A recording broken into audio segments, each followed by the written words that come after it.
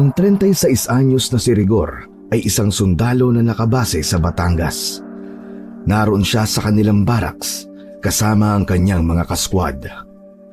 Siya ang kauna-unahang nakatapos sa morning routine ng pag-eehersisyo dahil pinakamaaga palagi siya kung magising. Kung ang mga kaskwad niya ay kanya-kanya pa lang ng pag-eehersisyo, siya na may kampante ng nakaupo sa harap ng isang study table habang may kung anong aklat na binabasa. Ang pinakamalapit na nag-eehersisyo sa pwesto niya gamit ang mabigat na dumbbell ay si Hiner. Pasimpleng sumilip ito sa binabasa ni Rigor. Iba't ibang uri ng mga aswang sa Pilipinas? Aba, astig yung binabasa mo ah. Bakit, pangarap mo bang makasagupa tayo ng mga aswang balang araw, Brad? Pwede. Pero seryoso, trip ko talaga magbasa ng tungkol sa mga aswang, pare. Grabe, napakarami pala talaga ng mga uri ng aswang, no? Hindi sila pare-pareho tulad ng dating alam ko. Saka, teka nga.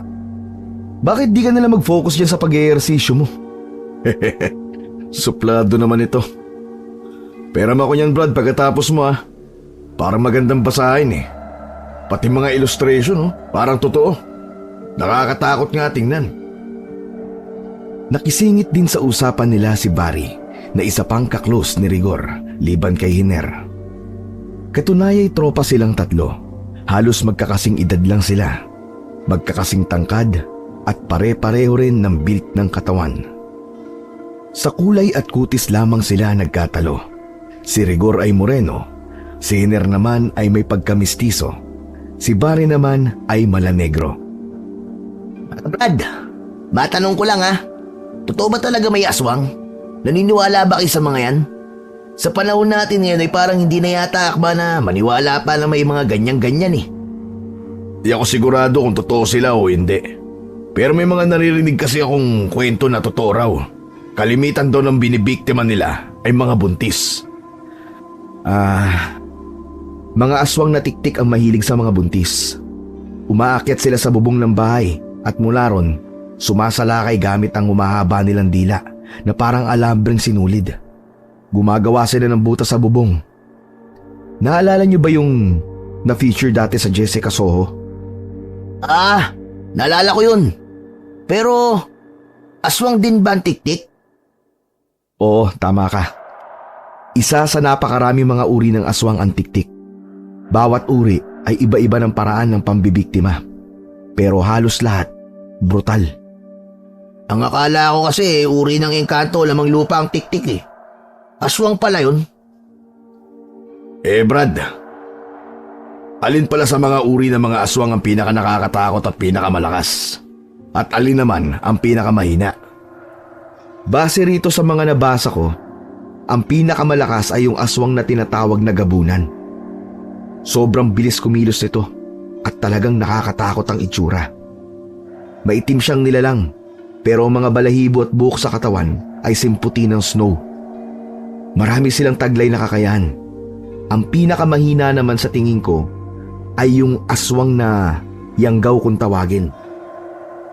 Bagong hawa pa lang kasi silang aswang. Madali lang silang talunin dahil hindi pa nila gaanong gamay ang kanilang kakayahan. Ako, peram din pala ako niyang binabasa mo minsan, Brad.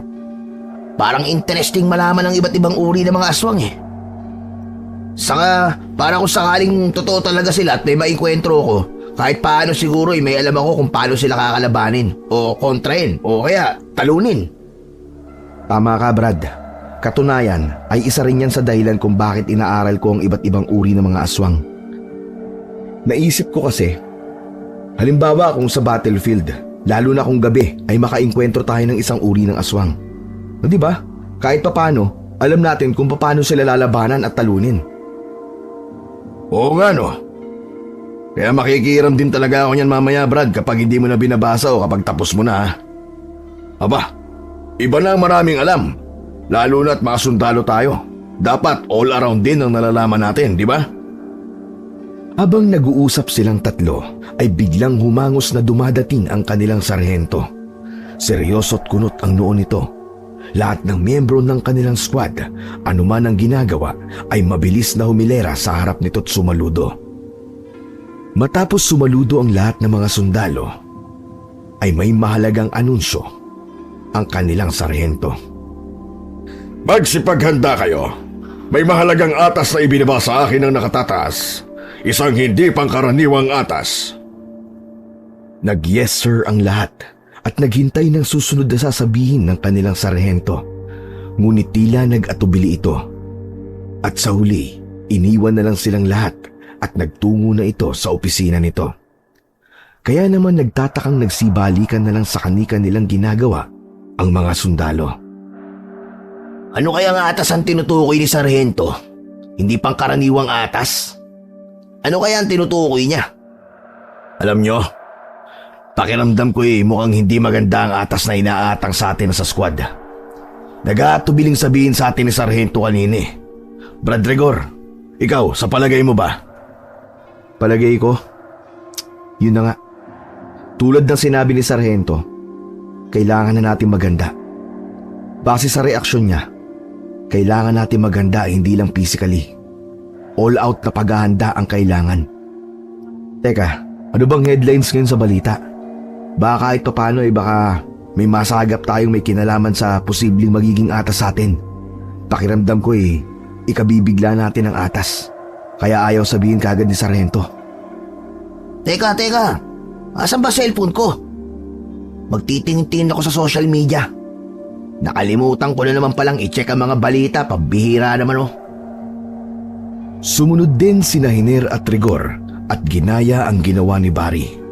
Sabay-sabay silang nagsitutok at nag-browse sa kanika nilang mga cellphone. Heat index sa Pilipinas posibleng pumalo sa 50 degrees sa pagsampa ng kalagitnaan ng Mayo. Crime rate sa Batangas City nananatiling mababa. Teka, parang wala namang kakaiba sa mga headlines ngayon mga brad Mag-browse ka pa kasi, Barry. Ang lawak ng Pilipinas Ito, may nakita ako. Tensyon sa Spratlys Island. Pinangangambang tumindi dahil sa planong pag-deploy ng 100 fishing vessels mula sa lokal nating mga mangingisda. Kaso parang hindi naman natin sakop to Ito kaya. Mga baryo sa isang probinsya sa Visayas. Inaatake raw ng hindi matukoy na mga nilalang tuwing gabi. Ano mga nilalang kaya umaatake ron? NPA kaya? Ay na nga cellphone mo, Brad. Patingin ako. Mukhang yan ang kakaiba. Posibleng dyan tayo ipadala. Parteng Visayas pa yan. Malabong tayo ang atasan dyan. Pero kung mga NPA lang naman ang mga makakalaban natin, ayos lang naman kung tayo ang atasan. Sisiw lang ang mga yan.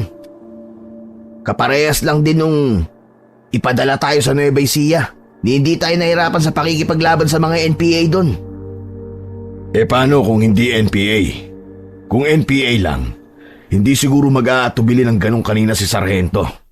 Malamang na mas mabigat pa ang posible nating makalaban kung sakali. Kinuhanan ng screenshot ni Rigor ang binabasa niyang news article sa cellphone ni Hiner.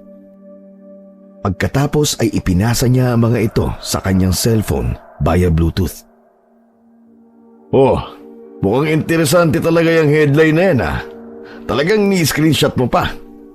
Ano bang meron, Rigor? Basahin niyo ng buo nakapaloob sa balita. Ilang squads na pala ang pinadala doon. Pero lahat sila ay bigong matukoy yung mga salarin dahil hindi na sila nakauwi ng buhay. Basta na lang silang nawala at hanggang ngayon, hindi pa rin sila natatagpuan. Parang napaka-misteryoso naman ang kasong yan.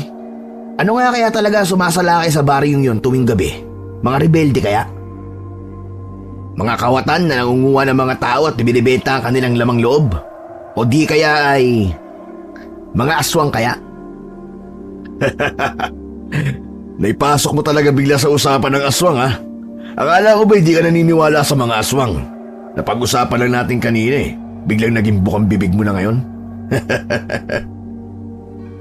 Samantala, habang sila'y nag-uusap, si Rigor naman ay hindi magkandaugagang may kung anong hinahanap sa kanyang study table. Mga Brad, nasaan ang aklat na binabasa ko kanina? Inilapag ko lang kanina rito yun Kinuha niyo ba? Ha? Wala akong kinukuha Nandyan lang kanina yun O Hiner, baka kinuha mo? Nako hindi ko gagawin ng basta-bastang kumuha ng gamit ng iba nang wala man ng paalam. Brad, baka naman na-misplace mo lang. Hindi, nandito lang yun sa ibabaw ng study table ko kanina eh. Saan na kaya napunta yun? Sige, mamaya ako na nga lang hahanapin. Bigla lang kasi ako may naisip na uri ng aswang na pinagsususpetsyahan kung posibleng sangkot sa nangyayari doon sa Visayas. Ibig mo sabihin ikaw rin ay iniisip mong pwedeng aswang ang salarin doon? Habang nag-uusap ang tatlo, sa isang cubicle sa CR ng barracks ay nagtatago ron ang isang kaskwad ni na Roger na si Polo. Siya ang palihim na kumuha ng aklat na binabasa ni Rigor na tungkol sa iba't ibang uri ng mga aswang. May isang pahina siyang pinunit mula rito. Ang pahinang naka-feature ang isang nakakatakot na uri ng aswang. Isa yung aswang na parang zombie. Matapos na mapilas ni Polo ang pahinang yon, maitupi at maibulsa sa suot niyang uniforme, ay maingat at pasimple siyang pumuslit papunta sa kinaroroonan ni na Rigor. Sinikap niyang ibalik ang aklat sa ibabaw ng study table nang hindi napapansin. Sinamantala niya ang pagkakataon habang nag-uusap ang tatlo. Pagkatapos ay lihim pa siyang nakinig sa pinag-uusapan ng tatlo. Alam nyo, sa mga kasong medyo misteryoso, kahit ano ay may posibilidad na maging salarin hanggat may leads o mga datos na tumuturo sa kanila. Pwede namang alisin sa listahan kapag may bago ng datos na hindi tumuturo sa kanila. Kaya sa ngayon, isa pa rin sa posibleng umaatake sa baryo sa Visayas tuwing gabi ay ang mga aswang. Sa bagay may punto ka dyan, Brad. Pero teka lang, ano nga ba uli yung uri ng aswang na tinitingnan mo kanina sa aklat? Paglinga ni Hiner sa banda ng study table ni Rigor habang nagsasalita ay doon na napansin ang aklat na kanina lang ay nawawala. Uy! Ito naman pala ang aklat Sino naglapag dito? Agad namang napalinga sa tinutukoy ni Hiner sina Rigor at Barry. Ha? Paano biglang lilitaw ang aklat dyan? Nako, pinagtitripan pa yata tayo ng aklat na yan Teka, saang page na ba yung parang zombie na uri ng aswang? Nakalimutan ko na kung anong tawag dun Ngunit nadismaya si Rigor nang mapansin niyang nawawala ang pahinang hinahanap. Naku po, nasa na yung page na yun? Bakit biglang nawala? Ang tanda ko ay kasunod lang yun ng aswang na gabunan Pero bakit? Teka, wala Wala talaga Bakit di ko makita? Akin na nga Brad at ako magbubuklat. Ang bilis mo kasi magbuklat Baka kaya hindi mo mahanap. Masinsin at medyo dahan-dahang binuklat ni Barry ang kanina'y hawak ni Rigor na aklat. Sa bandang malapit sa aswang na gabunan siya nagbuklat. Sa kanyang pagbubuklat ay may napansin si Hiner na parte ng pahina na pilas. Sandali, Barry. Ibalik mo nga ang pagbubuklat. Parang may nakita akong bahaging pinilas Mukhang may namilas ng isang page sa aklat na yan. At sumunod naman si Barry. Nagbuklat siya pabalik hanggang sa lumantad sa kanila ang tinutukoy ni Hiner. Oo nga May pumilas nga rito sa aklat mo, Rigor. Sino naman kaya ang pumilas nito? Sabay-sabay silang nagpalingalingang tatlo, pero wala naman silang nakitang kahina-hinala sa iba pa nilang mga kaskwad na pwedeng pumilas sa pahina ng aklat na mismong yun pa ang hinahanap ni Rigor. Lahat ng kanilang mga kasamahan ay puro abala sa kani-kanilang mga ginagawa. Si Polo naman na nagkukubli sa gilid ng divider na pader ay hindi nila napansing palihim na tumalilis palayo. Mukhang kanina pa may nakikinig sa usapan natin. Hindi lang natin napapansin. Nagka-interes din ata sa aklat ko. Ang iniisip ko lang ay bakit kaya namilas pa ng isang page. Tapos nagkataon pang yung hinahanap mong pinilas. Di ba? Nakakapagtaka. Baka naman tulad nyo naniniwala rin siyang aswang ang salarin sa nangyari ngayon sa Visayas. Baka tulad mo, Rigor, yung uri ng aswang na pinilas niya ang posibleng may kinalaman doon. Ano sa palagay mo, pare? Malamang nga, Brad. Pero sino naman kaya sa mga kasamahan natin ang namilas ng page ng aklat ko? Hindi naman ako maramot para kailanganin pa niyang mamilas ng aklat ng may aklat eh. Siyempre, narinig noon na kami rin ni Hiner ay nakikihiram ng aklat mo. Hindi na siguro makapaghintay at mukhang yung page lang talaga na yon ang pakay niya. Teka. Pwede naman nating sa internet na lang hanapin yung uri ng aswang na pinilas mula sa aklat, di ba? Oo nga no. Kaso ang problema ay nakalimutan na ni Rigor kung anong tawag sa aswang na yon. Kakabanggit pa lang ni Hiner ng internet ay nag-search na kagad si Rigor sa hawak niyang cellphone. Madali na lang yan mga Brad kapag sinearch ang iba't ibang uri ng mga aswang. Matatandaan ko rin naman kapag nakita ko sa listahang lalabas dito. Teka. Aha! Eto! Nakita ko na! Ngunit nang babanggitin pa lang sana ni Rigor ang tawag sa uri ng aswang na yon, ay siya namang paglitaw muli ng kanilang sarhento. Matapos tawagin ang kanilang atensyon, ay may inanunsyo sa kanila. Yung bandang unay, hindi nito masabi-sabi. Magsipaghanda kayo.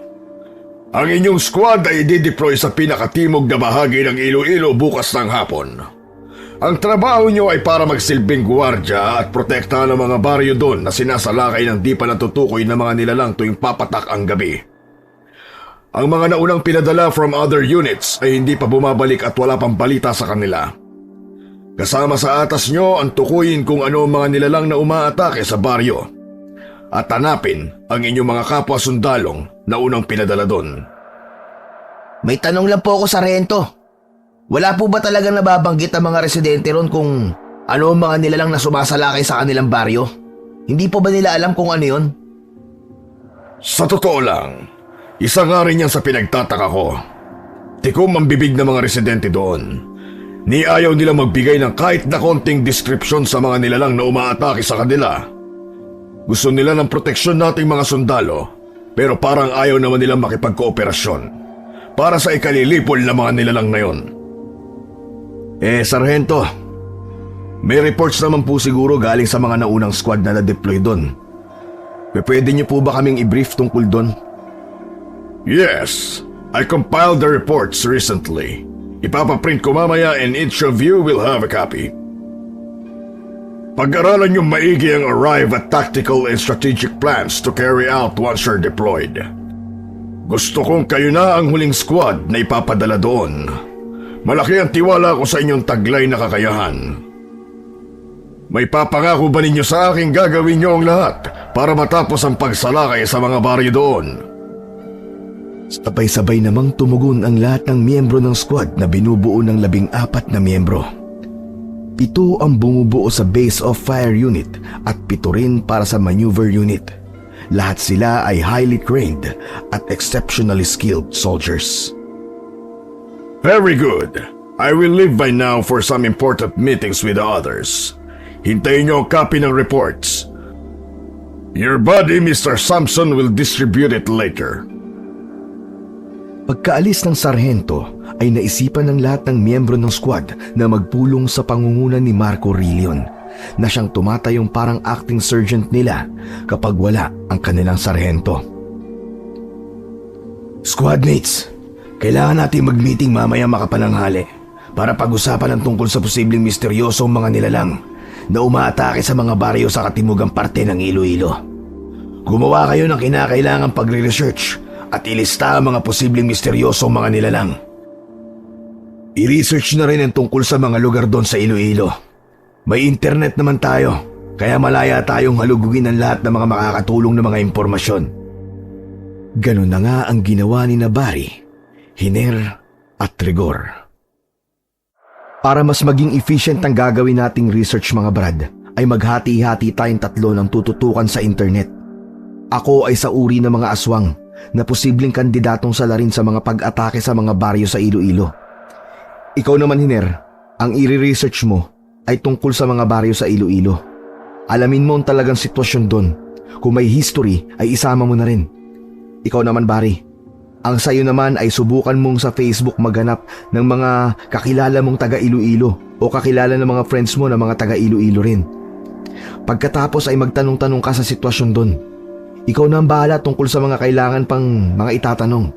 Basta ang goal ay makakalap tayo ng mahalagang mga datos na magagamit natin para maging matagumpay ang ating misyon. O ano mga Brad, ayos ba? Okay, Brad. Approve. Walang problema. Makakaasa ka sa amin. Samantala, ang kasamahan naman nilang si Polo na bandang unay pasikretong kumuha ng aklat ni Rigor at namilas mula ron ng isang pahina ay nagtatago naman sa cubicle ng CR. Hawak nito ang kanyang cellphone sa tapat ng kanyang tenga. May kung sinong pabulong itong kinakausap sa kabilang linya. Ano, Cynthia? Nakuha mo na ba ang mga batong itim ni na lolo at lola? Ha? Ano? Hindi pa? Bakit naman hindi mo pa kinukuha? Ang bagal mo naman eh. Bukas ng hapon na pupunta riyan ang squad namin.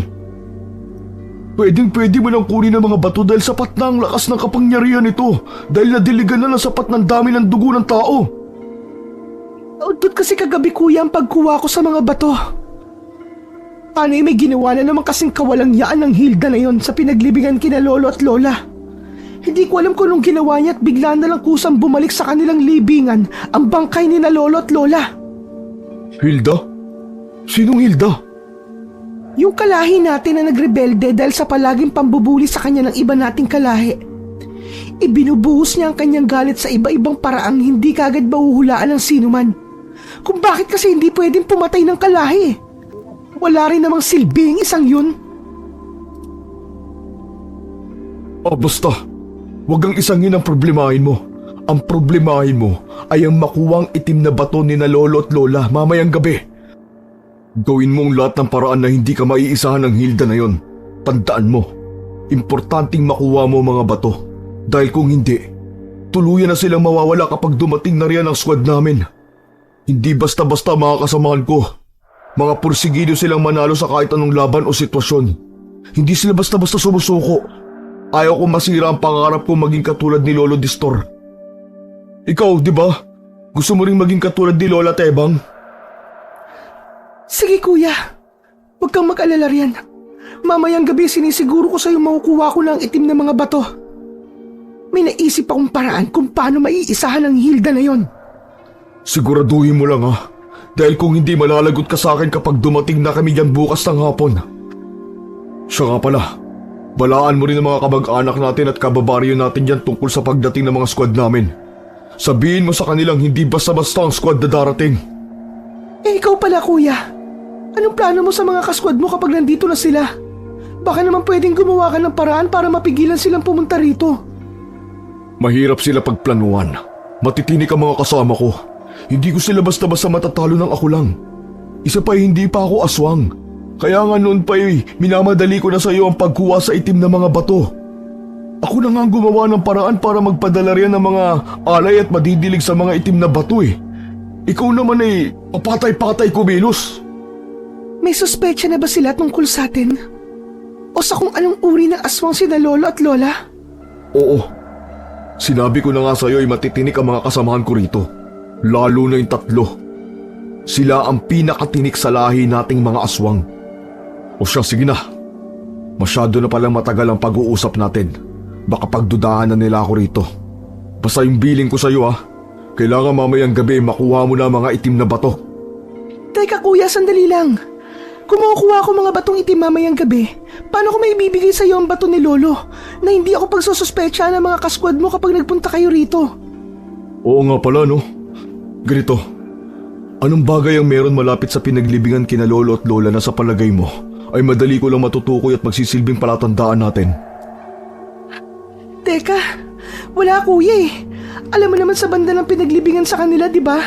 Isang baryo ng libingan lang ng ating mga kalahi. Alam ko na kuya, kung paano ko ibibigay sa iyo ang batong itim na walang makakapansin. Ano? Basta ako nang bahala kuya. Magugulat ka na lang kapag nakita mo yon. Basta maglagay ka ng markang bilog na pula sa pangsundalo mong sombrero. Pakatandaan mo kuya, uulitin ko.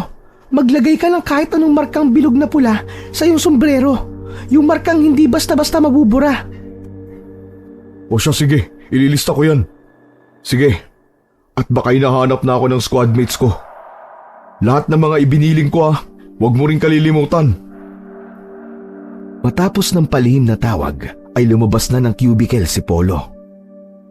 Nagulat pa siya nang mamataan niya si Barry na umiihi sa urinal malapit lamang sa cubicle na nilabasan niya. O Barry, kanina ka pa ba umiihi yan? Kumusta ang research nyo? Ayos naman. Sino pala yung kausap mo sa telepono at bakit panay pabulong ka? Parang takot na takot kang may makarinig Wala. Kapatid ko lang yun sa probinsya. May mahalaga lang akong ibinilin. Sinabihan kasi akong ibulong lang para daw hindi marinig ng mga kasama niya sa bahay at baka raw mabuking May kapatid ka sa probinsya? Nangakala ko ba taga rito kayo sa Batangas? Yung kapatid ko kasi na yun, nakapangasawa sa ibang probinsya. Doon sila sa bandang Visayas. Sa Cebu. Oo siya. Maiwan na kita. May aasikasuhin pa pala akong iba. Tuloy, magre-research na rin ako para sa meeting natin mamaya. May pagdududang nabuo sa isip ni Barry base sa ilang narinig niya sa kausap ni Polo sa cellphone nito. Nagmamadali niyang tinapos ang pag-ihi at muling binalikan sina Rigor at Tiner na sandali niyang iniwan dahil sa tawag ng kalikasan. Mga Brad, may mahalaga akong sasabihin sa inyo. Kanina nang umiihi ako sa CR ay narinig kong may kausap si Polo sa cellphone niya. Nandun siya sa loob ng isang cubicle. Parang may narinig akong itim na bato saka aswang sa kanilang usapan. Pabulong pa nga kung makipag-usap si Polo Talaga? Batong itim? Aswang? Ano pa mga narinig mo? Parang may narinig din akong libingan ng kanilang lolo at lola. Mga yun lang ang naabutan ko pagpasok sa CR Batong itim? Aswang? Libingan? Lolo at lola? Teka, parang Parang may connection sila sa isa't isa. Ano kaya ang meron?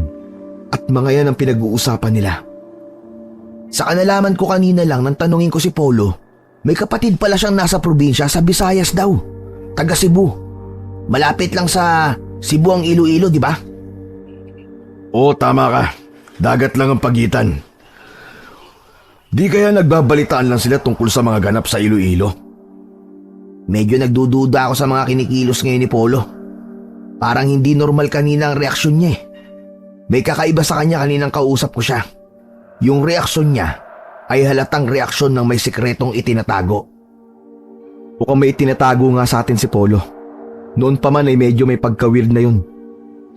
Ganito ang gawin natin Pasikreto nating manmanan ang bawat galaw niya. Ang goal lang natin ay alamin kung may sikreto ba talaga siyang tinatago o sadyang weird lang talaga siya. Sige, game ako riyan, tol. Paano kung mabuking natin na aswang pala ang kasamahan nating yun? Paano kung matrigger siya at tuluyang maging aswang? Kung may lahi man siyang aswang, hindi yung basta-basta magpapadalos-dalos. Ang mga aswang kasi, takot ang mga yan sa bala ng baril. Malamang natatakas kagad si Polo kapag nabuking natin siya. Paano kung unahan niya tayo? Alam niyo naman si Polo. Katulad natin siyang highly trained na sundalo. Siyempre, kailangan natin maging alerto palagi. Pwede naman tayo magsalitan mamayang gabi sa pagbabantay sa isa't isa. Reshifts tayo magdamag. Nagsasalita pa si Hiner nang biglang lapitan sila ng isa sa kanilang kasamahan, si Lito Samson, ang inatasan ng kanilang sarhento na mag-distribute ng kani-kanilang kopya ng reports tungkol sa mga ganap sa baryo sa Katimugang Iloilo kung saan sila i-deploy. Oh, isa sa'yo, at isa sa'yo. Pag-aralan niyo maigi ang reports Good luck sa atin. Salamat, Brad. Ano kaya ang meron sa reports? Basahin na natin at pag-usapan na natin. At sabay-sabay na nga nilang binasa ng buong pananabik ang reports. Inabot din sila ng mga ilang minuto ng matamang pagbabasa. Pagkatapos ay pinag-usapan nila ang mga napansin nila rito. Ghost Barrio? Meron palang ganun sa Iloilo? Ang hindi ko lang maintindihan, paano naging Ghost Barrio ang isang barangay doon? Walang detalye tungkol dyan. Sabi ng isang comrade nating nag-report. Tiwangwang daw ang buong baryo at ang lupa raw doon ay kakaiba. Para raw malawak na bukirin na inararo pero pinabayaan din. Matigas daw ang lupa pero nananatiling mamasa-masa kahit mainit ang panahon. May mga tumutubo raw ng mga damo pero hindi raw kumakapal o lumalaking tulad ng mga talahib. Pagsapit naman daw ng gabi, may parang mga peste raw na umuumbok sa lupa na sanhin ng pagbibitak nito. Kapag inilawan naman doon ng flashlight, ay dagling bumabalik sa dati. Parang nakakatakot ang Ghost Barrio na yun ah. Misteryoso talaga. Hindi kaya may kung anong lumalabas mula sa lupa ron? Baka nga. Pero sabi pa rito sa reports, ang mga nakapalibot naman daw ng mga baryo sa Ghost Barrio na yon ay pare-pareho lang mapupuno o malagubat. Tuwing gabi rin daw ay parang may mga aninong unti-unting lumalabas mula sa mga puno. At kapag inilawan din doon ng flashlight, ay mabilis na nagtatago sa mga puno. Sabi ko nga, literal naman yata ang Ghost Barrio ang baryo na yun eh. Palagay ko ay dating libingan o sementeryo ang Ghost Barrio na yun. Kaya walang kahit sinong tumitira ron na tao. Siyempre, sino ba namang titira sa isang lugar na pinamumugaran ng mga multo at kababalaghan, di ba? Pwede rin. Teka. May nabanggit pala rito sa reports na may kinuha raw silang footage na magpapakita ng mga kakaibang nakikita nila sa paligid sa pagpatak ng gabi. Pero ang footage na to ay nawawala. Mukhang isa to sa hahanapin natin doon maliban sa mga senyales kung nasaan ang mga sundalong na unang idineploy ron. Bakit parang gustong-gusto ko nang pumunta ron? Alam nyo na, gustong-gusto ko mga katulad ng ganitong misteryosong misyon. Parang punong-puno ng pakikipagsapalaran at thrill. Ako man Brad mukhang mararanasan din natin ng isang kakaibang pakikipaglaban.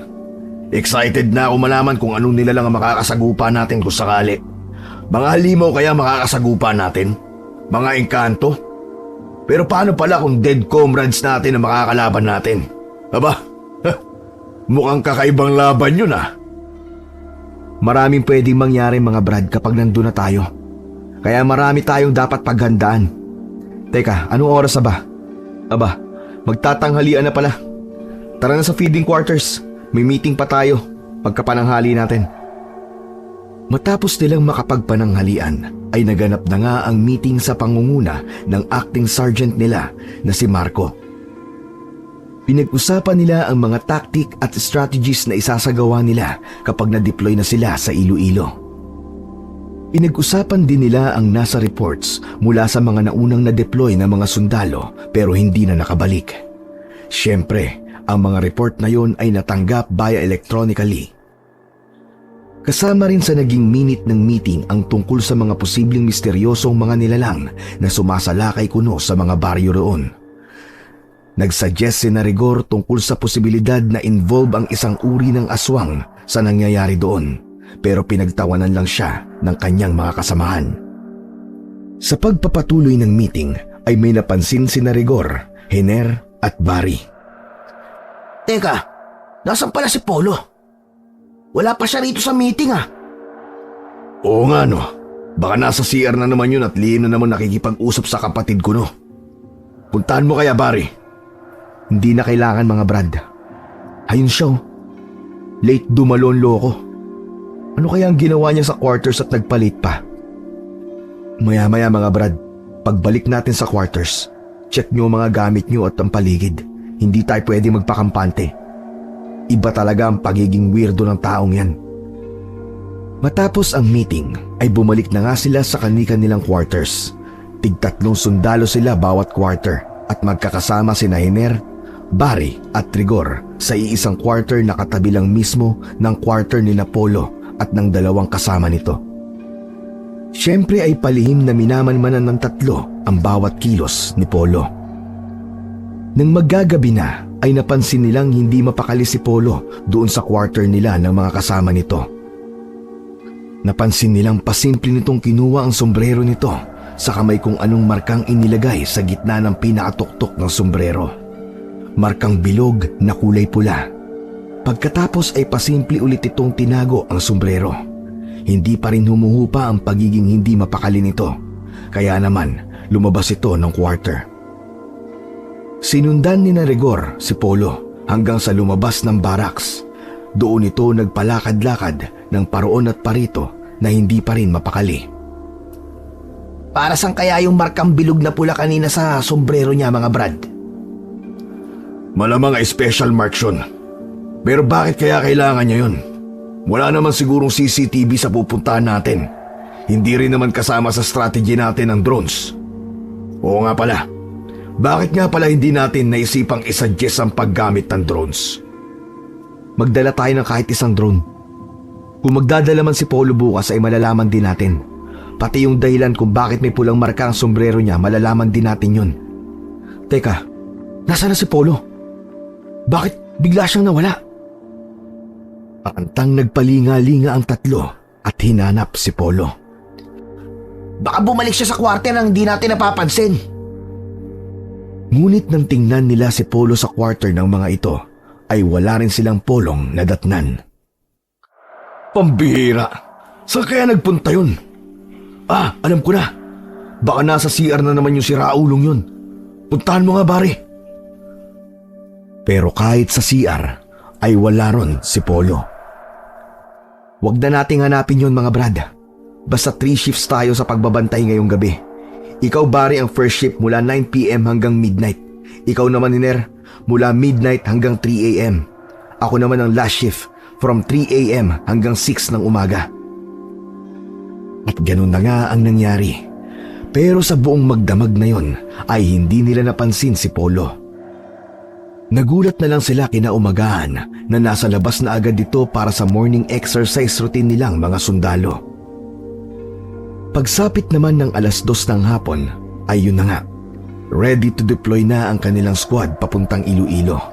3 helicopter ang maghahatid sa kanila roon at mismong sa Ghost Barrio sila ibababa. Pagbaba naman nila roon ay kanya-kanyang galaw na sila kagad. Ganito pala ang itsura ng Ghost Barrio na to. Nakakatakot nga talaga at may pagka-misteryoso. Malawak na lupain na parang pinabayaang taniman. Ang lupa, tingnan nyo, talagang ang medyo mamasa-masa at para bang kabubungkal lang. May mga uka-uka at mga umbok na parang may malalaking uod na nakapailalim sa loob. Oo nga, kakaiba ang baryong to. Teka, Brad Rigor, yumuko ka nga ulit. Bakit may bilog na pulang marka rin ang sombrero mo na tulad ng kay Polo? Shh! Huwag ka maingay. Baka marinig tayo ni Polo. Curious lang akong malaman kung para saan ang markang bilog na pula, kaya naglagay din ako. Siya nga pala. Magtayo na rin kayo ng tent nating 3. Pagtulungan yung 2. Ako naman, pagaganahin ko lang at susubukan kong paikutin ng drone rito sa buong baryo nang walang nakakapansin.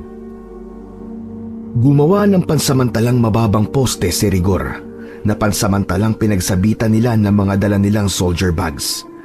Nagsilbi niyang kublihan ito para hindi mapansin ang kanyang ginagawa ng kanilang ibang kasama. Pinalipad ni Rigor ang drone at sinimulang ilibot ito sa buong Ghost Barrio. Makaraan ang ilang minuto ay may nahagip na tao ang kanyang drone. Isang babae na nakasalampak sa mamasamasang lupa.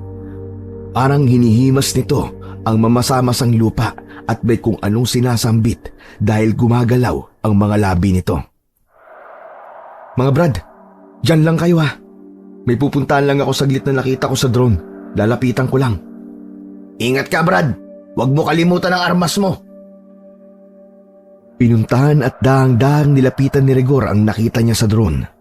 Natiyak niyang isa itong babae na medyo bata pa. Mas bata pa sa kanya. Nasa tansya niya ay mga nasa 20s pa lang ito. Nagulat pa ang babae nang maramdaman ang presensya niya.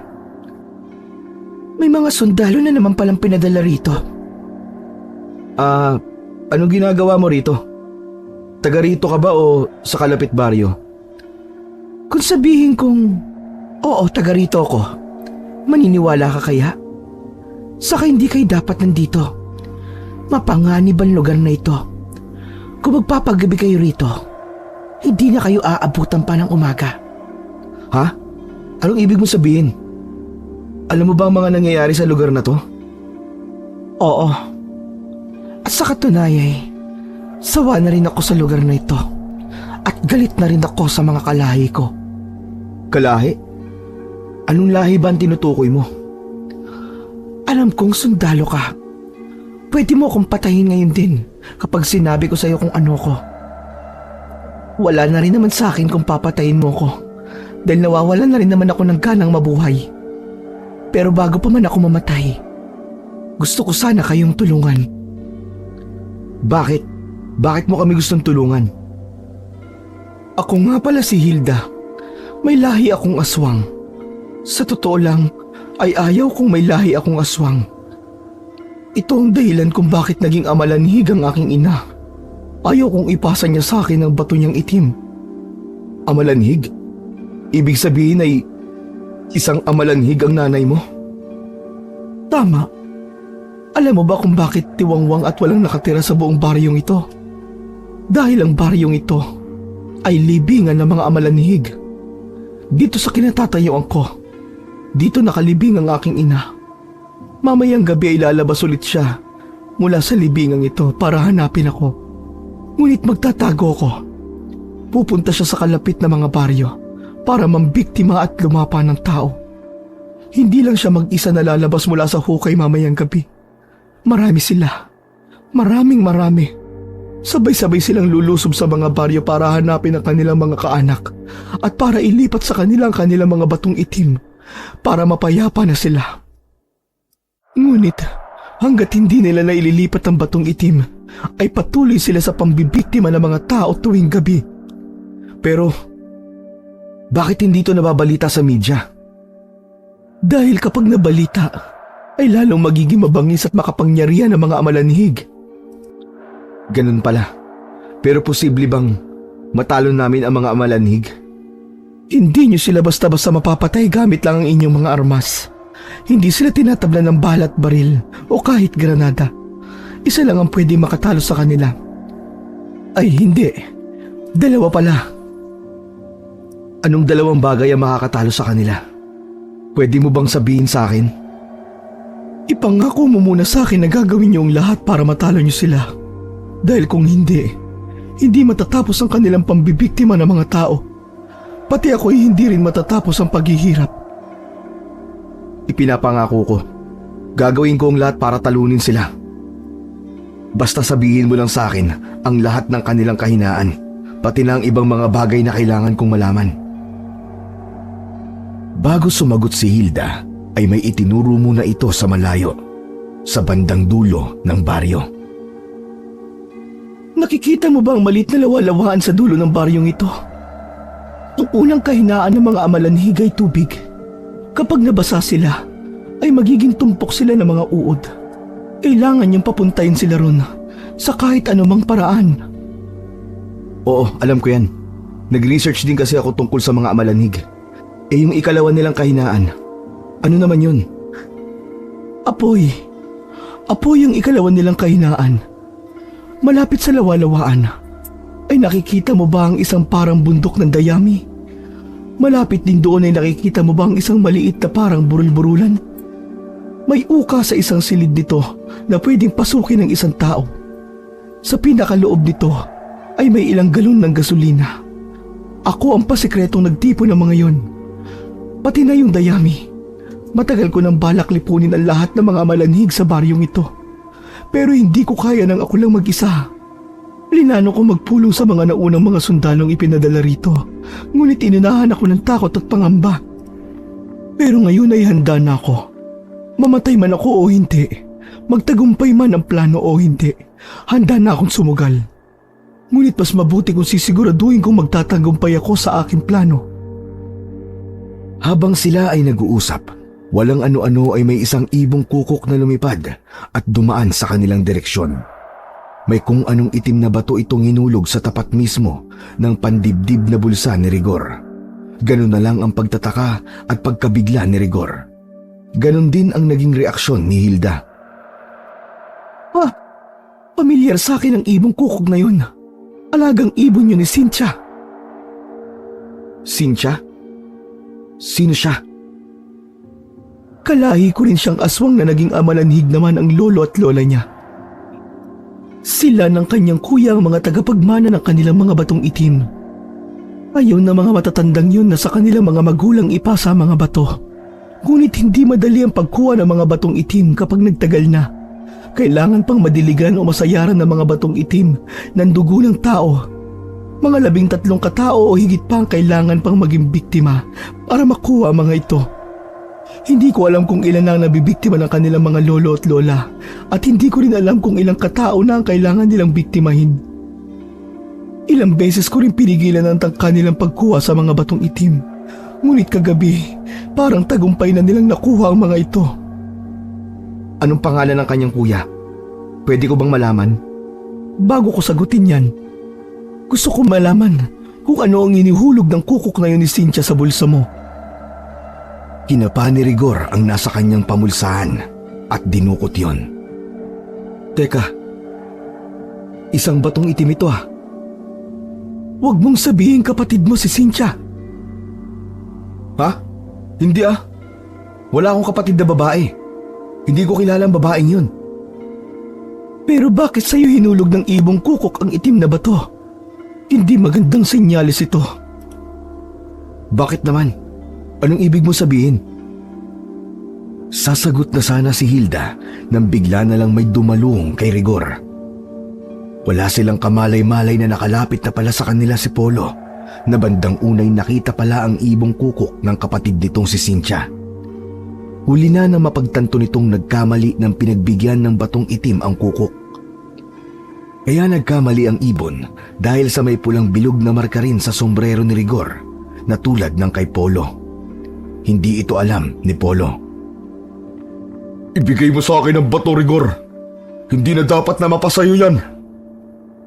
Nang pambuno ang dalawa sa pag-aagawan sa batong itim na ayaw namang ibigay ni Rigor.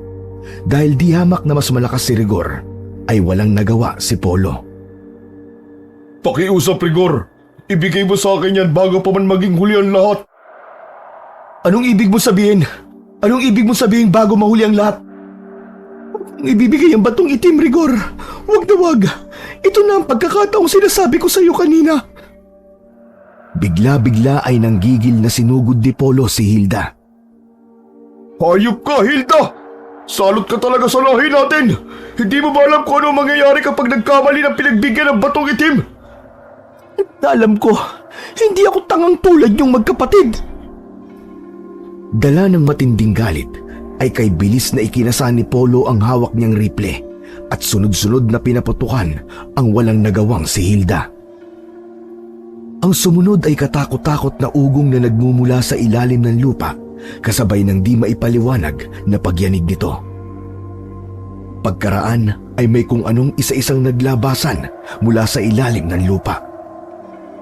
Nagsibangon ang mga amalanhig kahit hindi pa gabi dahil sa nangyaring maling pagkapasa ng itim na bato. At ang naglabasang mga amalanhig ay talagang napakarami. Mga kasama! Magsipaghanda kayo! May mga halimaw! Nilulusob tayo ng mga halimaw! Set fire! Set fire! May mga halimaw! Ngunit sa hindi inaasahang pagkakataon, ang mga amalanhig ay hindi tinatablan ng bala ng rifle. Patuloy lang sila sa unti-unting paglapit at tangkang pag-atake sa mga sundalo. Isa-isang nilapa ng mga amalanhig ang mga kasamahan ni Rigor. Umalingaw-ngaw sa ere ang katakot-takot nilang mga sigaw hanggang tuluyan silang bawian ng buhay at brutal na nilantakan ng mga amalanhig na nagmistulang mga zombie na uhaw sa dugo at laman ng tao. Samantala, si Polo naman ay sinamantala ang komosyon para sana tangkaing barilin si Rigor. Nang sa gayon ay mabawi pa niya ang itim na bato. Ngunit bago pa man niya maiputok ang nakatutok niyang rifle ay may isang grupo ng mga amalanhig ang biglang humila sa kanya at pati siya ay pinagtulungang lapain ng mga ito. Si Hilda naman ay buhay pa. Bago ito tuluyang malagutan ng hininga, ay sinigawan niya si Rigor. Huwag ka papunta sa lawa-lawaan! Dalian mo! Maging si Hilda ay pinagtulungan din lapain ng galit na mga amalanhig. Kasama sa lumapa sa kanya ang sarili niyang ina na hindi na siya nakikilala dahil sa nangyaring pagkakamali ng pagkakapasa ng itim na bato ng kukok na alaga ni Cynthia. Sa nasaksihan ay wala nang nagawa si Rigor. Sinunod na lang niya ang isinisigaw sa kanya ni Hilda. Mabilis siyang tumakbo habang hinahanap ang kinaroroonan ni Hiner at Barry. Nang makita niya ang mga itong nagsisikap iwasan ng mga zombie, ay sinigawan niya rin ang mga ito. Hiner! Barry! Sundan niyo ang direksyon tatakbuhin ko! Huwag kayong liliko palayo sa direksyon ko kung gusto niyo pang mabuhay! Sabihin mo lang kung saan papunta ang tatahakin mo para masigurado! Nakikita niyo ba ang lawa-lawaan sa dulo ng baryo? Doon ang direksyon ko! Pero bakit doon? Hindi ba dead end na ron? Ah! Alam ko na ang balak mo! Oo! Kaya bilisan niyo ang takbo! Huwag kayo magpapahuli sa mga amalanhig! Dahil kung hindi na kayo makakatakas pa! Dire-diretso lang kayo ng takbo! Huwag na kayong lilingon! Habang tumatakbo si Rigor, ay napansin din niya ang ibong kukok sa bandang ulunan niya. Nauuna lang ng kaunti sa kanya, parang nagmamasid ito sa mga nangyayari. Pagkaraan ay bigla itong nagbago ng direksyon at mabilis na lumipad palayo. Hingal kabayo na sina Rigor, Hiner at Barry nang makarating sila sa lawa-lawaan. Dahil medyo malayo pa ang pulutong ng mga amalanhig sa kanila, ay saglit silang huminto para makabawi ng paghinga. Grabe! Muntik na kaming malapa ni Hiner kanina nang bigla na lang maglabaksan ng napakaraming mga amalanhig. Sa sobrang dami nila, ay halos matulala na lang ako kanina. Muntik pa nga ako matumba kanina nang sa mismong tapat ko lumitaw yung isa. Mabuti na lang na itukod ko kagad yung hawak kong rifle. Ano ba kasi nangyari, Rigor? At bigla-bigla na lang sila naglabasan. Akala ko ba'y tuwing gabi lang naglalabasan ng mga amalanhig? May mali kasing nangyari. Sa ako na ipapaliwanag sa inyo. Tingnan nyo, nandiyan na sila. At parang mas lalo silang bumibilis. Dali, tumakbo na tayo. Ano ba ang susunod nating aksyon? Itutulak natin sila sa tubig. Kaya ba natin yun sa ganyang karami? Parang imposible mangyari yun. Ganito, makinig kayo mabuti. Mabilis naman kayo magsilangoy, di ba? Tatayo muna tayong tatlo rito at hihintayin natin sila makalapit. Kapag malapit na sila sa atin, bigla tayong tatalon sa tubig at mabilis tayong lalangoy papalayo hanggang marating natin ang kabilang pampang. Nilingon saglit nila Hiner at Barry ang lawa-lawaan. Noon lang nila napansin na napakarumi pala ng tubig nito at mukhang masangsang pa ang amoy. Teka, lalawin ba talaga natin to, Rigor? Tingnan nyo naman, napakarumi at napakabaho ng tubig. Wala na tayong ibang option. Meron naman. Kung ayaw nyo na mabuhay, pwede nyo na mapiliing wag nang lumangoy. Basta ako, mas pipiliin ko mabuhay at tiising langoy ng marumi at mabahong lawalawaan na yan. May pamilya pa ako naghihintay sa akin at yun ang pinanghahawakan ko. Okay, Pards. Para sa pamilya. Titiisin ang lahat. Kaya na ang mga amalanhig. Naku po, ang mga itsura nila tinan nyo. Parang katapusan na talaga ng mundo natin. Humanda kayo at maging alerto. Tandaan nyo, sobrang gigil ang mga yan. Natapusin tayo dahil sa nangyari. Hindi na basta-basta mga amalanhig ang mga yan. Mga desperadong mga amalanhig na ang mga yan. Ayon sa na-research ko, kapag naging desperado na raw ang mga amalanhig, ang itim na mga bato nila isapilitan nilang ipapasa sa kahit na sino na lang na makita nilang tao. Kahit na hindi sa mga kalahi o kaanak nilang mga aswang. At kapag nangyari yun, ay lalong lalakas at babangis ang kanilang lahi. Kaya dapat talaga na malipol natin silang lahat ngayon para hindi mangyari yun. Galingan na lang natin. Pero teka, Rigor, di ba kapag naging mga tumpok sila ng uod sa tubig, ay pwede pa silang mabuo ulit kapag nakaahon sa tuyong lupa ang kanilang mga uod? Ano ang susunod natin gagawin pagkatapos natin silang lunurin sa lawalawaan? Mamaya nyo malalaman sa kabilang pangpang. Basta sumunod na lang kayo sa inuutos ko. Ang importante muna ngayon ay wala muna kayong ibang iisipin kundi ang mga amalanhig na mga to. At kung paano kayo ligtas at mabilis na makakalangoy sa kabilang pangpang ng lawalawaan. Presence of mind lang muna and survival instincts. Okay. Eto na nga sila. Magbilang ka ng 3, Rigor. Kung kailan tayo sabay-sabay natatalon. At tuluyan na nga nakalapit ang mga amalanhig sa kanilang kinaroroonan sa pinakagilid mismo ng lawalawaan. Dumagundong ang galit na atungal ng mga ito. Tila atat na atat ang mga itong sunggaban ang 3. 1, 2, 3, talon! Umuntikan pang hindi nakatalon si Hiner dahil sa talagang nandidiri siya sa amoy ng tubig sa lawalawaan. Mabuti na lang at sinadya ni Barry na hawakan ng isa niyang braso kaya nahila rin siya palagapak sa maruming tubig. Mabilis na sumisid pa ilalim ang 3 sa pangambang baka madaganan sila ng napakaraming amalanhig na grupo-grupong nahulog sa tubig. Tulad ng inaasahan, ang lahat ng mga amalanhig na nahulog sa tubig ay kaagad na naging mga tumpok ng nakakadiri at naglalakihang mga uod. Ang ilan ay nagtalsikan pa at naglundagan sa ere. Mabilis na kumalat ang mga ito at humalo sa napakarumi at lalo pang bumaho na tubig. Dahil dito ay lalong nataranta si Rigor at talagang nagmamadaling makarating sa kabilang pangpang. Unang nakarating sa pangpang si Hiner, sumunod si Barry at panghuli si Rigor. Grabe! Sobrang nakakadiri talaga! Parang babaligtad na sikmura ako! Nagsususuka si Hiner at nang lingunin naman ni Barry ang itsura ng puro uod na lawalawaan, maging siya ay nagsususuka na rin. Si Rigor naman, nang mapansin niyang mabilis na kumikilos sa mga uod patungo sa pangpang na kinaroroonan nila, ay naalerto siya. Alerto kayo, Hiner, Barry! Tingnan nyo! Mukhang sinusundan pa rin tayo ng mga uod ng mga amalanhig.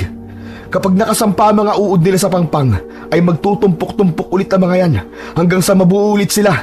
Kapag nabuo sila, sipain nyo agad sila pabalik sa tubig.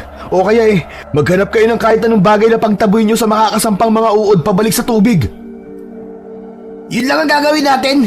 Aba, mapapagod tayo kung yun lang ang gagawin natin. Huwag kayong mag-alala. Basta yan muna ang gawin nyo. Ako naman ay pupunta sa munting burol na yon.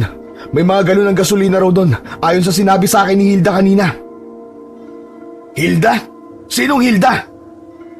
Kayong babaeng aswang na nakita ko sa drone kanina. Nakausap ko siya. Basta, saan ako na ikukwento ang lahat? Kailangan ko nang kunin ang mga galon at sunugin natin ang lawalawaan. Wala na tayong dapat taksayin pang panahon. Nako, may tumpok na mga uod na nabubuo sa pangpang, Hiner. Alerto na! Rigor, sige na! Ikaw nang bahala sa mga galon. Bilisan mo at kami nang bahala sa mga to. Patakbong pinuntahan ni Rigor ang mababang burol na pinagtaguan ni Hilda ng mga galon ng gasolina. Nahirapan pa siyang hanapin ang sikretong pasukan nito. Ngunit nang papasukin na niya ang lagusan, ay nabigla siya ng may kung anong nilalang na hinila siya palabas gamit ang matatalas itong mga kuko.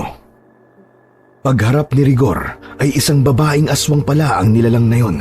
Galit na galit ang nakakatakot na anyo nito. Nagbabaga ang pulang-pula at ugatang mga mata. Naglalangit-ngitan at naglalakihan ang matatalas itong mga pangil. Ang itim na mahabang dila nito'y labas-masok sa naglalaway nitong bibig na tila mo'y dila ng isang ahas.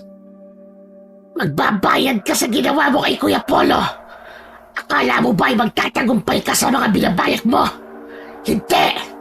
Hindi ka magtatagumpay! Habang nagsasalita ang aswang, ay alerto at pasimpleng kinapa ni Rigor ang nakatago niyang jungle knife na gawa sa silver. Pinaghandaan niya talaga yon para sa posibleng close combat sa mga aswang kung sakaling mangyari ang katulad na nangyayari sa kanya ngayon. Iaangat na sana ng aswang na si Cynthia si Rigor sa ere para doon siya lapain. Pero hindi pa man, ay mabilis nang inundayan ni Rigor ng saksak si Cynthia. Ngunit mabilis ding nakatunog si Cynthia. Kaya naiiwas nito ang dibdib sa mga ulos ni Rigor. Sa puntong ito'y, tumulong na rin ang kasama pala ni Cynthia na alaga nitong ibong kukok. Sumugod din ito kay Rigor at ang kanyang mga mata ang pinuntirya nito. Kahit todo pikit para hindi tuluyang matuka ang kanyang mga mata, ay patuloy sa mabilis na pag-ulos at pagwasiwas ng hawak niyang jungle knife si Rigor. Tinalasan na lang niya ang kanyang pandama para masiguro niyang matatamaan pa rin niya ang aswang kasama na ang alaga nitong ibon. Nagtamo rin ng matinding kalmot si Rigor sa kanyang muka at katawan mula sa matatalas na mga kuko ni Cynthia. Ngunit habang tumatagal ay parang unti-unting bumabagal ang pag-atake niya kay Rigor. Kaya pala ito bumagal ay dahil nanghina ito dahil sa mga sugat itong dulot ng jungle knife na gawa sa silver na siyang kahinaan ng mga aswang. Pagdilat ni Rigor ng kanyang mga mata ay pareho ng nakahandusay sa lupa ang aswang na si Cynthia at alaga nitong ibong kukok. Wala nang inaksaya pang oras si Rigor, lalo na nang makita niyang nahihirapan na sina Hiner at Barry sa may pangpang ng lawalawaan. Pansin niyang napapagod na ang mga ito. Rigor! Rigor! Napapagod na kami! Bakit ang tagal mo? Nasaan ka na ba? Ang tagal mo naman! Baka hindi na namin ito makayanan! Winakasan na nga ni Rigor ang buhay ni Cynthia at ng kukok sa pamamagitan ng pagsaksak sa mga ito sa kanilang dibdib ng hawak niyang silver na jungle knife. Ang sunod niyang ginawa ay ang apurahang kuhain ang mga galon ng gasolina. Inilabas niya to mula sa sikretong lagusan ng munting burol. Dali-dali niyang isa-isang itinakbo ang mga ito sa kinaroroonan ni Hiner at Barry. Heto na mga gasolina! Buksan nyo! Magmadali kayo! Ibuhos yung pakalat sa buong lawalawaan! Umpisahan nyo sa mga gilid dito para hindi na makasampa sa pangpang ang mga uod ng mga amalanhig! Mabilis namang sumunod sina Hiner at Barry, pero dahil halatang pagod na sila'y tumulong na rin si Rigor. Saka na lang niya hahakutin ang mga dayami sa isang banda malapit sa lawalawaan. Inabot sila ng pasimula ng takip silim bago nila naibuhos lahat ng laman ng mga galon ng gasolina sa lawalawaan. Papadilim na, Rigor! Kailangan na natin silaban ang lawa! Pero teka pa pala! Paano pala natin sisilaban ang lawa? May dala ba tayong lighter? Oo nga pala. Teka, baka may dala ko rito. Kinapa ni Hiner ang kanyang pamulsahan sa suot niyang uniforme. Buti na lamang at meron siyang dalang lighter. Eto, meron ako. Buti may naisinid pala akong lighter sa bulsa ko.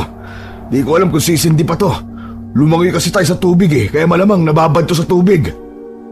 Akin na Brad, subukan natin. Baka sakaling sumindi pa. Hindi pwedeng hindi natin masilaban ng mga amalanhig. Walang ano-ano, habang nag-uusap pa sila, nakarinig sila ng kakaibang mga ungol sa paligid. Mga ungol na kapares ng mga amalanhig. Alerto silang nagpalinga-linga para tukuyin kung ano ang mga nasa paligid. Teka, naririnig niyo ba yon? Parang may mga amalanhig pa yata. Tignan nyo! Mula sa puno sa malayo! May kung ano naglalabasan! Tinanaw nila kung ano ang mga nilalang na naglalabasan mula sa mga puno. Napamura pa si Rigor nang mapagtanto kung ano ang mga ito. Anak nang, may mga amalanhig pa palang natira at mula sa puno naman sila nagtago. Tila man lamang yun nasa reports na parang mga aninong nagtatago sa mga puno. Ngayong papadilim lang sila lumalabas. Kailangan din natin sila maakay papunta sa lawalawaan bago natin tutuluyang silaban. Paano natin gagawin yon? Lalawi ba ulit tayo sa tubig na nabuhusan na natin ng gasolina? At ang atungal ng mga amalanhig ay lalong lumalakas, senyales na mabilis silang nakakalapit sa kinaroroonan nilang tatlo. Ayan na sila! Tayo talaga ang puntirya nila. Kaya wala tayong choice kundi ang ipahin ng mga sarili natin at lumangoy ulit sa lawalawaan. Paano ang lighter natin? Baka lalong hindi sumindi kapag nababad ulit sa tubig. Oo nga pala no.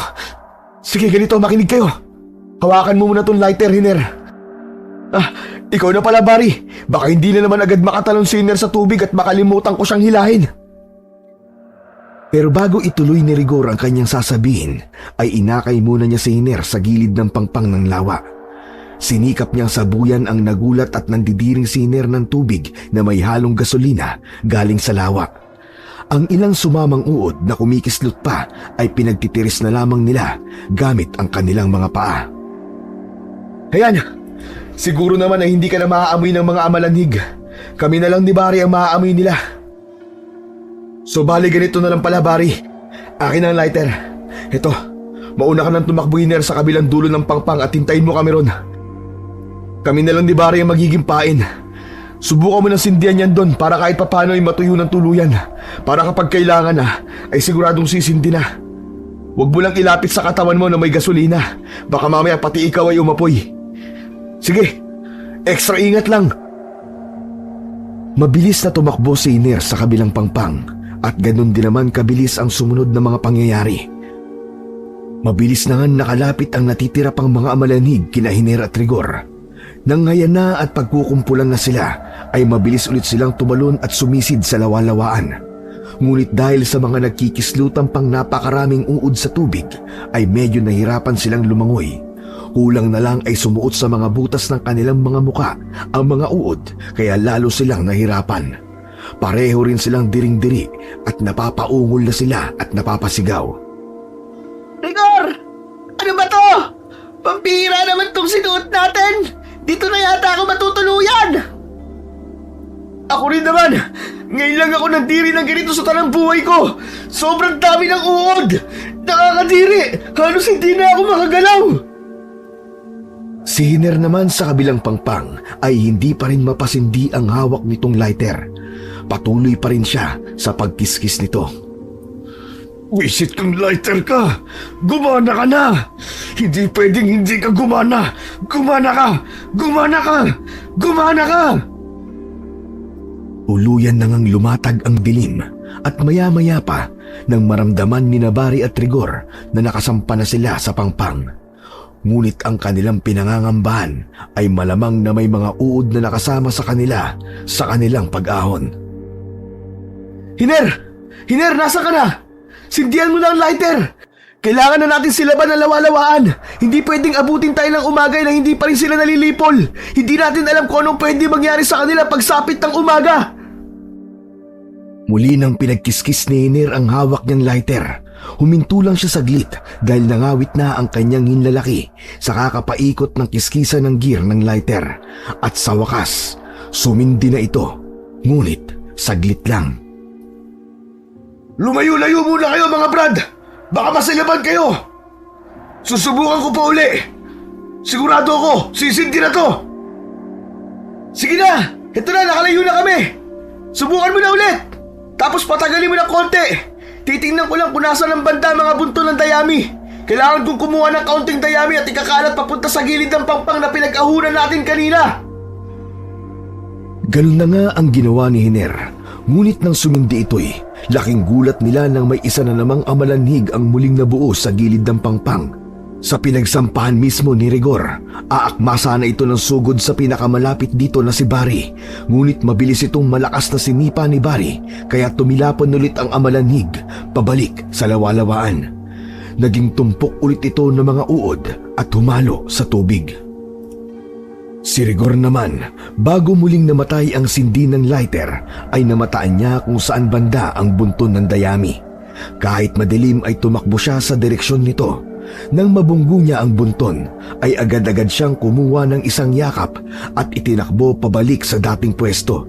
Dahil madilim, ay tinansya na lang ang distansya nito. Sige na, Hiner! Sindihan mo ulit ang lighter ng medyo matagal! Sige na, gawin mo na! Sa tulong ng liwanag ng lighter, ay mabilis na isinaboy at ikinalat ni Rigor ang nakuwang dayami sa gilid ng pangpang at papunta sa katubigan. Pagkatapos, inabot niya ang lighter mula kay Hiner na muli nitong pinatay para hindi masilaban ng di sinasadya si Rigor. Si Rigor na ang buong ingat na nagsindi sa dayami, ngunit bago pa man ay binalaan na niya sina Hiner at Barry. Tumakbo kayo na mabilis palayo pag sinindihan ko ng lighter. Bibilang ako ng 3. 1, 2, 3, takbo! Mabilis na lumagablab at kumalat ang apoy sa ibabaw ng lawalawaan. Ngunit silang 3, kahit mabibilis naman sana silang magsitakbo, ay inabot pa rin ang impact ng biglaang paglagablab ng apoy. Nasilaban pa rin ang kanika nilang mga katawan, kaya naman mabilis silang nagpagulong-gulong sa tamang-tama namang mamasa-masang lupa. Inabot din sila ng mga 2 minuto sa pagpagulong-gulong bago tuluyang naapula ang apoy sa kanika nilang katawan. Sobra ang pagod nila pagkatapos, bunga nito'y tuluyan silang iginupo ng kanilang mga katawan at tinalo ng antok. Kinabukasan, huling nagising si Rigor. Pagdilat ng kanyang mga mata ay nakita niyang patuloy na sinisilaban ni Barry ang lawalawaan sa pamamagitan ng mga dayami na tiyaga nitong hinakot. Si Hiner naman ay may hawak-hawak na cellphone at kasalukuyang kinokontak ang kanilang sarhento. Tagumpay po ang misyon natin, Sargento. Yes, sir. Eliminated na po ang mga nilalang na sumasalakay sa mga baryo. Yes, sir. Pero saka na po namin sasabihin sa inyo kung anong klaseng nilalang po ang sumalakay. We also found the footage, a solid proof kung sakaling hindi kayo maniwala. Yes, sir. There are 3 survivors. Ako, si Barry, at si Rigor, sir. Tinawag ni Rigor ang pinsan ni Hiner at sinenyasan itong magpadala ng helicopter para sunduin sila. Anyway, sir. Kailangan niyo po kaming sunduin dito. Magdala rin ho kayo ng paramedics to treat our burns. And also, my comrades are energyless. Wala pa ho kaming kain mula kagabi, Sargento. Okay. All your wish will be granted handsomely. Enjoy your VIP breakfast later. Sa kanilang pagbabalik sa barracks, sinabi nila sa kanilang sarhento kung anong uri ng nilalang ang sumalakay sa baryo at pumapatay ng mga tao. Agad naman itong sinabi sa mga nakatataas pang opisyal, ngunit minabuti nilang itago sa media ang nangyari para hindi na magdulot pa ng kaguluhan at takot sa mga mamamayan. Sila naman ay pinayagan munang magpahinga at makauwi sa kanika nilang mga pamilya. Ngunit kahit kailan ay hindi nila malilimutan na minsan silang nakipaglaban sa mga nilalang na hindi bala ang sandata, kundi pananampalataya.